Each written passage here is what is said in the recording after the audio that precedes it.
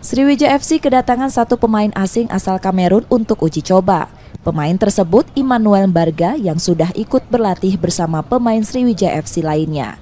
Pemain berposisi sebagai gelandang serang ini masih muda berusia 24 tahun. Muhammad Yusuf Prasetyo, pelatih Sriwijaya FC mengaku Emmanuel diproyeksikan menggantikan posisi Belfort yang akan dilepas pada akhir Oktober ini. Namun ia masih akan melihat kondisi pemain asing itu beberapa hari ke depan.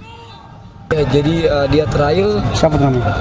Mbarga, dia saudara daripada Fraipet Mbarga di Bali United itu.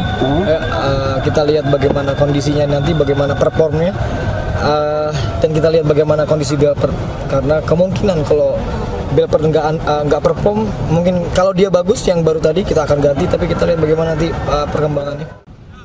Sebelumnya, Emmanuel Mbarga sempat memperkuat klub asal Kamboja Visaka FC. Nur Muhammad, Kompas TV, Palembang, Sumatera Selatan.